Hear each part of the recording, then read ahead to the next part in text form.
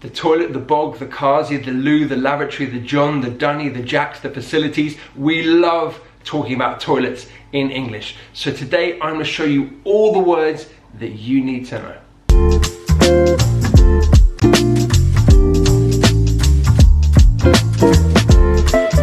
Today we're going to look at the topic of toilets. I'm going to teach you all the slang phrases, all the euphemisms, all the idioms that we use.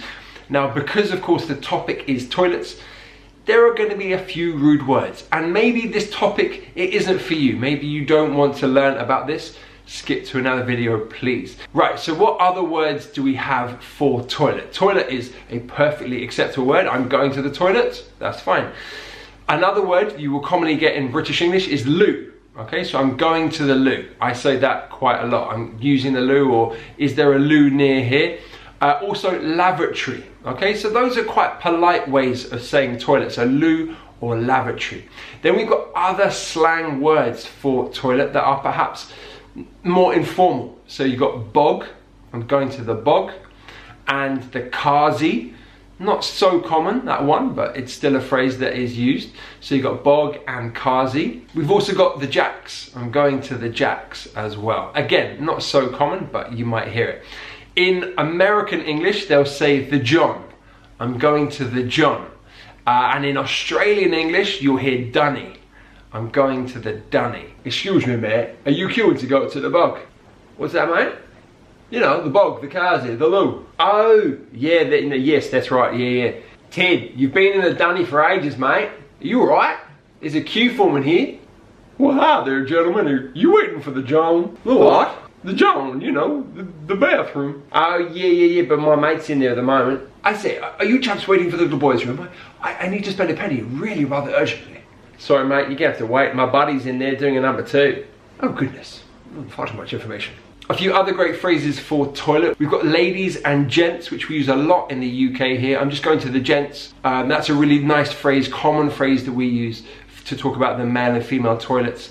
In America, they would say, where's the bathroom or where's the restroom? Very common phrases there. Again, really useful. If you use those in Britain, we'd probably understand you. But yeah, more common to say gents or the ladies. If you want to be more polite and kind of avoid using the word toilet, you could say the facilities. I'm going to use the facilities. In fact, to use the facilities is a phrase that we call a euphemism. A euphemism is a phrase that we use to avoid talking about a topic that maybe is unpleasant, we think is disgusting or taboo. So with the word toilet, you might want to avoid using that word because some people don't like to hear it, and so therefore you use a euphemism. It's a bit softer, a bit more polite.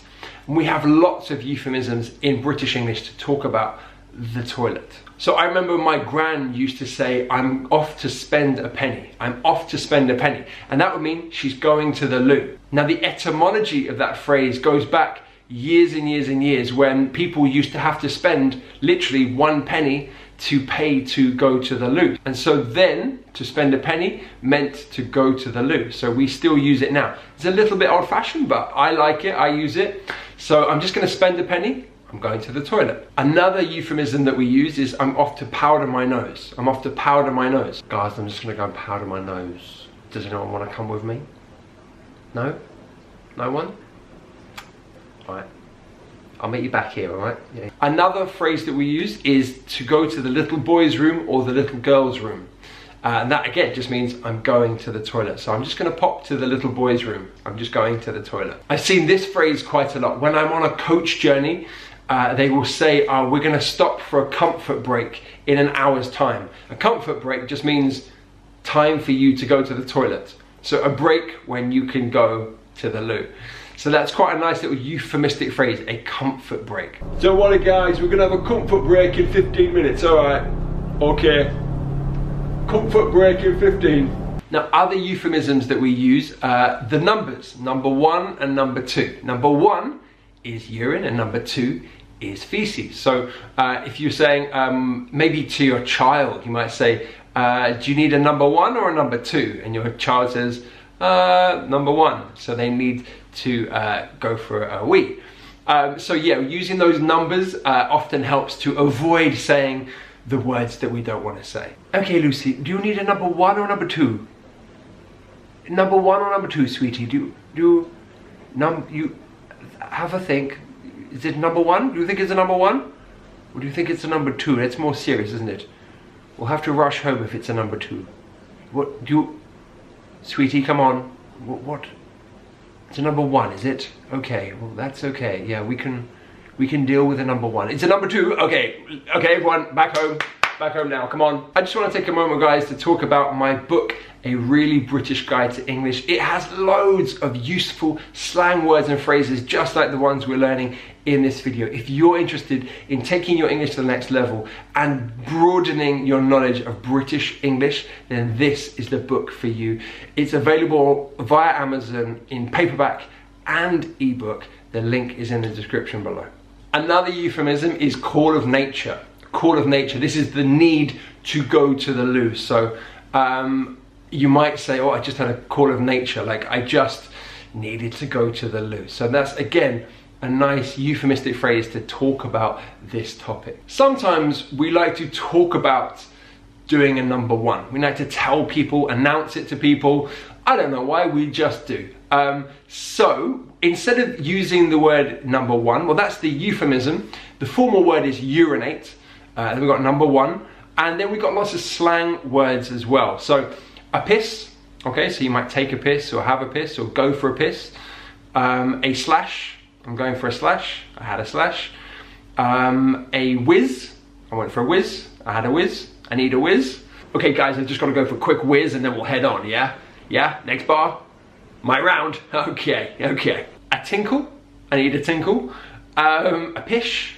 Alright, used probably more up in Scotland. I need a pee. Okay, so that's not too rude, that one. I need a pee. I need a wee. Alright, again, not too rude. I need a wee wee. That's quite childlike, that one. I quite like using that because I think it's very funny to sometimes use childlike language when you're an adult. I think it's kind of amusing. But yeah, that's probably used more with children. I need a wee wee. Hey Joe, before we leave, do you need a wee wee? Remember yesterday you said you didn't need one and then you did need one and then we had to go in the street, didn't we? Yeah, wasn't great, was it? So help daddy out and have a wee wee now. Then of course, if you want to talk about a number 2, remember what a number 2 is? There are lots of phrases. I'm not going to go into all of them now, but poo is of course one of them. You probably know much more than I do, so yeah. Alright, and then just a couple of other phrases that I wanted to look at. To be caught short. This is a great phrase. This is when you suddenly need the loo, you need to urinate, but you're not anywhere near a toilet. Maybe you've gone for a walk and suddenly you're like, oh my God, I need to go to the loo. That's to be caught short. So maybe you have to run to the nearest pub or cafe and ask to go to the loo there. Tell you what, last weekend I was hiking in the hills. I got caught short. I know, I had to run round the back of a barn. Another funny phrase is to wet yourself or to wet oneself. This is to urinate on yourself. I tell you what, right? He's so funny, right? We had a massive night out, didn't we? Paulie, he's only gone and wet himself, isn't he, in the night, right? Because he had so much to drink, he wet himself. It was so embarrassing, honestly. I laughed so hard in the morning. Honestly, he had this big pool. Yeah, I won't go into it yet, but what an idiot. What a vlogger. Unbelievable, yeah, it was crazy. Thank you so much for watching, guys. I really appreciate it. Share this with anyone you know that's trying to learn real British English. Until next time, this is Tom, the Chief Dreamer, saying goodbye.